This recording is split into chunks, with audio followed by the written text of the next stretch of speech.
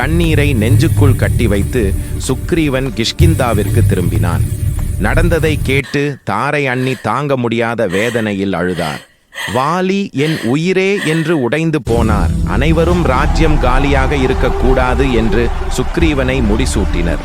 ஆனால் சுக்ரீவனின் மனம் கண்ணீர் தாங்கிய சுமையில் இருந்தது. அவன் அந்த ஆசனத்தை விரும்பவில்லை. அதே நேரத்தில் குகைக்குள் மாயாவியை வென்று உயிருடன் வெளியே வந்த வாலி குகை வாயில் மூடியிருப்பதைக் கண்டு மின்னல் போல கோபத்தில் எரிந்தான். கிஷ்கிந்தா அரண்மனைக்கு வந்து துரோகி என்று பாய்ந்த வாலி சுக்ரீவனை கடுமையாக அடித்தான்.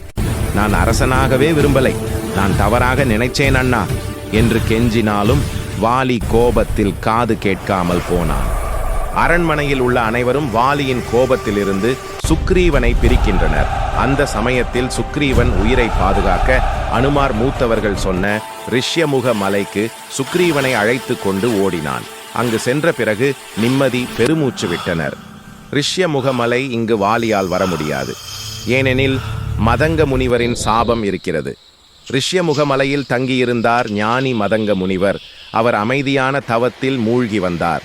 அந்த பகுதி முழுவதும் அமைதி, புனிதம், தவத்தின் பன்னீர் மணம் பரவிய இடம். ஒரு நாள் வாலி ஒரு அரக்கனை துரத்தி கொண்டு அந்த ஆசிரம பகுதியிலேயே நுழைந்தான். இருவருக்கும் இடையே கடுமையான சண்டை. இறுதியில் வாலி அரக்கனை கொன்றார். அரக்கனின் ரத்தம் பீரிட்டு சிதறி தவத்தில் இருந்த மதங்கரின் மூத்த சீடர் மீது விழுந்தது. அந்த இரத்தத் தெரிப்பு அவரது தவத்தை உடைத்ததோடு அவரை மயக்கத்திலும் தள்ளியது.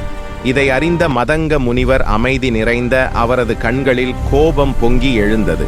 நெருப்பு போல முகம் ஜொலித்தது. முனிவர் சாபம் வழங்கினார். வாலியே, இனி ரிஷ்யமுக மலையில் நீ ஒரு அடி வைக்கும் நேரம் உன் உயிர் உடனே பறிபோகும் என சாபமிடுகிறார். இதை அறிந்து சுக்ரீவன், அனுமார் மற்றும் நண்பர்கள் அனைவரும் ரிஷ்யமுக மலைக்கு செல்கின்றனர். அதை அறிந்த வாலி மிகுந்த கோபமுற்று கோழையே, இனி அந்த எல்லையை தாண்டி இங்கே வந்தால் கொன்று விடுவேன் என்று சூளுரை செய்கிறார்.